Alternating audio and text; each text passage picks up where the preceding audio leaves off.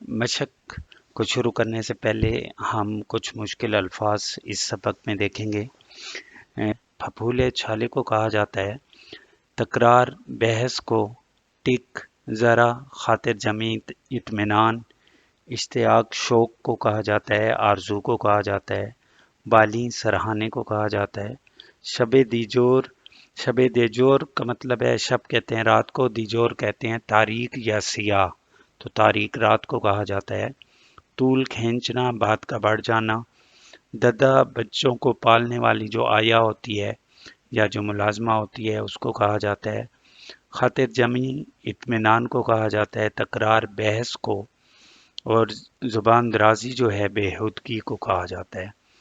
سوال نمبر 1 مدرجہ ذیل سوالات کے مختصر جواب دیں۔ پہلا جو سوال ہے، خواجہ باسط نے میر اور مرزا کے کلام کے بارے میں کیا فرمایا؟ تو اس کا جواب ہوگا انہوں نے کہا کہ دونوں صاحب کمال ہیں، مگر فرق اتنا ہے کہ میر صاحب کا کلام آ ہے اور مرزا صاحب کا کلام واہ ہے۔ دوسرا سوال، شریف زادے کی غزل سن کر سودا نے کیا کہا؟ تو غریب زادے کی غزل سن کر سودا نے ایک تو اس کی بہت تعریف کی تھی اور اس سے وہ غزل بار بار پڑھوائی، اور اس کے علاوہ یہ کہا کہ میاں لڑکے تم جوان ہوتے نظر نہیں آتے۔ تیسرا جو سوال ہے، سید انشا کے اصرار پر جرت نے کون سا مصرع پڑھا؟ تو وہ جو مصرع تھا، اس زلف پہ پھپتی شب دیجور کی سوجی۔ صاحب عالم کی زبان سے اس وقت کیا نکلا جب حکیم احسان اللہ خان نے جلدی سے ان کے آنے اور جانے پر اظہار تعجب کیا؟ تو اس کا جواب ہے صاحب عالم کی زبان سے اس وقت یہ نکلا کہ اپنی خوشی سے آئے نہ اپنی خوشی سے چلے۔ سوال نمبر 2 میں درست جواب پر ٹک کا نشان لگانا ہے۔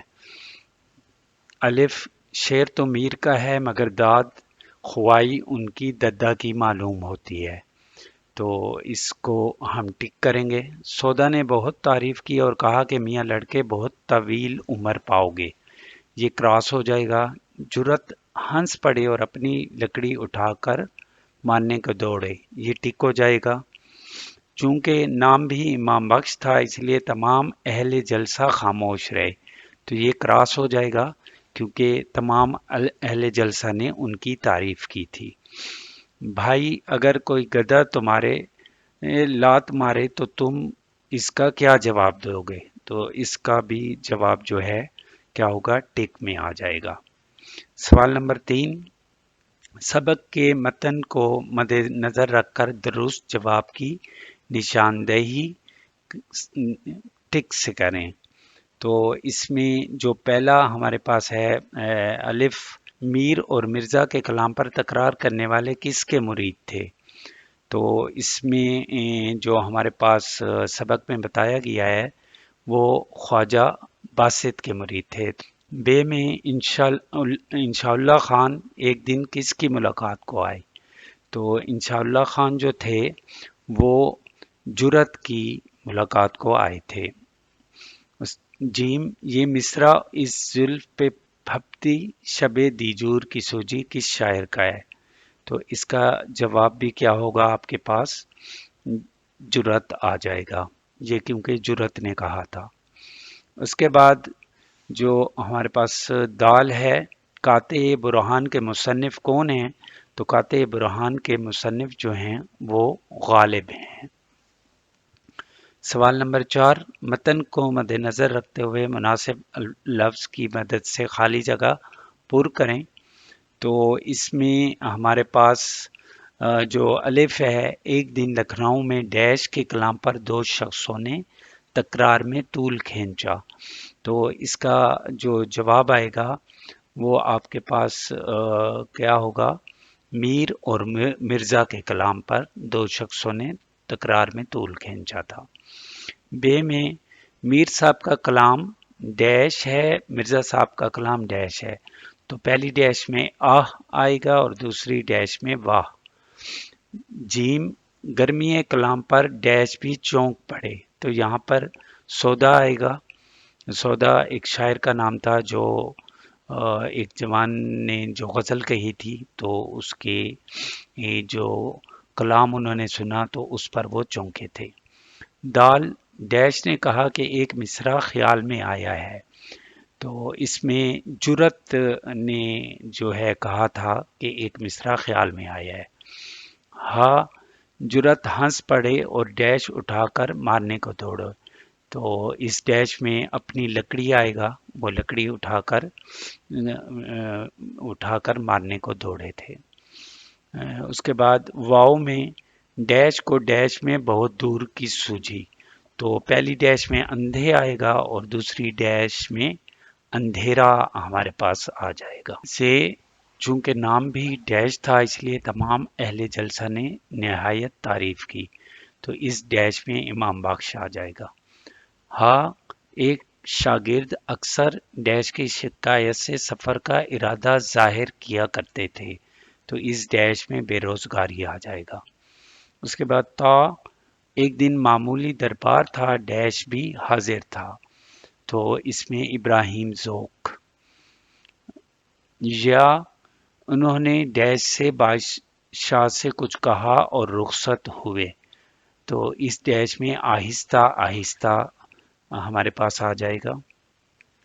سوال نمبر 5 جو ہے ہمارے پاس، ان الفاظ کے متضاد لکھیں، تو اس میں ہم نے جو مختلف الفاظ ہیں ان کے متضاد لکھنے ہیں۔ جو ہمارے پاس گرمی ہے اس کا سردی آ جائے گا، مطلع کا ابر آلود آ جائے گا، طرفدار کا دشمن آ جائے گا، خاص کا عام آ جائے گا، اور بے روزگاری کا روزگار آ جائے گا۔ اگلا جو سوال ہے ہمارے پاس سوال نمبر 6، اس میں ہمیں مختلف الفاظ دیے گئے ہیں اور ان میں ہم نے مذکر اور مؤنث جو ہے بتانے ہیں کہ کون سے الفاظ مذکر ہیں، کون سے الفاظ مؤنث ہیں۔ تو اس میں جو مذکر الفاظ ہیں اگر آپ دیکھیں تو کلام جو ہے مذکر ہے، طول، شور، چراغ، مصرع، مزاج، یہ مذکر الفاظ ہیں۔ اور مؤنث الفاظ میں سے تکرار، قیامت، تعریف، قدرت، زلف، تسبیح، شکایت، یہ تمام الفاظ مؤنث ہیں۔ اس کے بعد ہمارے پاس سوال نمبر جو 7 ہے، سوال نمبر 7 میں مدرجہ ذیل الفاظ پر اعراب لگائیں، تو اس میں ہم نے اعراب لگانے ہیں۔ تو سب سے پہلا جو لفظ ہے کمال، تو کمال میں اگر آپ دیکھیں تو کاف پر زبر، میم پر شد اور میم پر زبر بھی آئے گی اور لام پر جزم آئے گی۔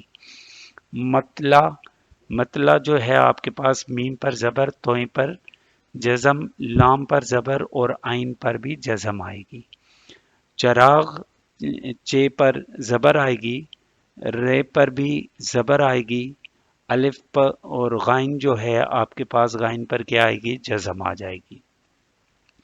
اشتیاق، تو الف جو ہے اس پر زیر، شین جو ہے اس پر جزم آ جائے گی، تے جو ہے اس پر زیر اور یہ جو ہے اس پر زبر اور قوف پر جزم آ جائے گی۔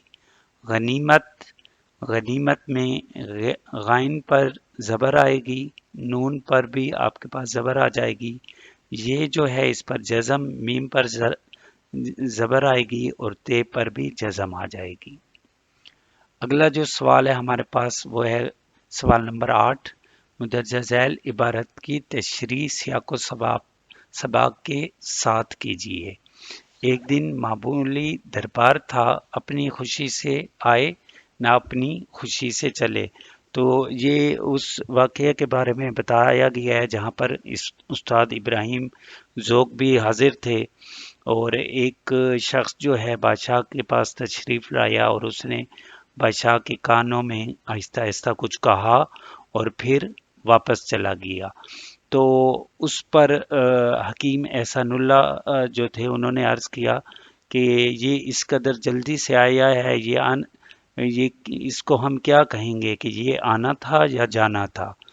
تو وہاں پر جو بادشاہ تھے انہوں نے اچانک کہا اپنی خوشی سے آئے نہ اپنی خوشی چلے، تو اس کا مطلب یہ ہے کہ بادشاہ نے یہ کہا کہ چونکہ وہ کسی اور کا پیغام لے کر آئے تھے تو اپنی مرضی سے چونکہ وہ آیا بھی نہیں تھا تو اس لیے وہ اپنی بات کر کے اسی طرح واپس چلا گیا۔ جو ہمارے پاس اگلا سوال ہے، سوال نمبر 9، اس میں مدرجہ ذیل واحد الفاظ کی جمع اور جمع کی واحد لکھیے۔ کمال جو ہے ہمارے پاس یہ واحد ہے اور کمالات جمع اس کی ہے۔ شعر جو ہے اس کی جمع اشعار ہے۔ مشاعرہ اس کی جمع مشاعرے ہیں۔ اسی طرح بیگمات جو ہے یہ ہمارے پاس جمع ہے بیگم کی، اور شخص جو ہے ہمارے پاس واحد ہے، اشخاص اس کی جمع ہوگی، اور خدام پھر ہمارے پاس جمع ہے اور اس کی جو واحد ہے وہ خادم ہے۔ اگلا جو سوال ہے، سوال نمبر 10، اس میں ہم نے کالم الف کے الفاظ کو کالم بے سے ملانا ہے۔ تو اس میں جو پہلا لفظ ہے تو اس کا جواب کالم بے سے کے واہ سے اس کو جوڑیں گے۔ پھپھولے جو ہے دل کے ساتھ جوڑیں گے، ذرا ٹک کے ساتھ جوڑیں گے۔ مرزا کے بارے میں جو بات ہوئی تھی تو وہاں سودا کے بارے میں چونکہ بات ہوئی تھی تو سودا سے اس کو ملائیں گے، اور آخر میں جو جرت ہے وہ انشا کے ساتھ ہم ملائیں۔ اگلا جو ہمارے پاس صفحہ ہے اس پر کچھ زومانی الفاظ بتائے گئے ہیں۔ زومانی الفاظ کا مطلب یہ ہوتا ہے کہ ایسے الفاظ جن کے دو مختلف معنی ہوں، جیسے تکرار۔ اب تکرار جو ہے جھگڑے کے لیے بھی یوز ہوتا ہے، یا بعض اوقات بار بار کے لیے، کوئی ایسی چیز جو بار بار ہو رہی ہو اس کے لیے بھی ہوتا ہے۔ عرض چوڑائی کو بھی کہا جاتا ہے، عرض گزارش کو بھی کہا جاتا ہے۔ مطلع جو ہے غزل اور قصیدے کا پہلا شعر ہوتا ہے، لیکن مطلع کا مطلب طلوع ہونے کی جگہ بھی ہے۔ تو ہم نے اس طرح کے 5 اور الفاظ لکھنے ہیں۔ تو اس میں ہم ایک تو ہار لکھ سکتے ہیں، ہار کا مطلب شکست ہوتا ہے، اور ہار کا مطلب پھولوں کا ہار کو بھی کہا جاتا ہے۔ طول لمبا یا بڑھنے کو کہتے ہیں، یا اس کے علاوہ جو اس کا مطلب ہے لمبائی بھی ہے، مطلب ہے طول و عرض جس طرح استعمال ہوتا ہے۔ شام جو ہے شام کے وقت، غروب کے وقت کو کہا جاتا ہے، اور شام ملک کا نام بھی ہے۔ اسی طرح جو بار ہے، بار دفعہ کو بھی کہا جاتا ہے کہ مطلب ہے کتنی دفعہ کوئی چیز ہوئی ہے، یا بار اس کے علاوہ بوجھ کو بھی کہا جاتا ہے۔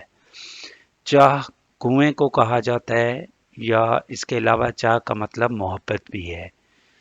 یہ 5 الفاظ ہیں۔ چھٹا آپ مغرب بھی لکھ سکتے ہیں، مغرب جو ہے شام کے وقت کو بھی کہا جاتا ہے۔ اس کے علاوہ مغرب سے مراد یورپ یا اس کے علاوہ جو ممالک ہیں ان کے لیے بھی مغرب کا لفظ استعمال ہوتا ہے۔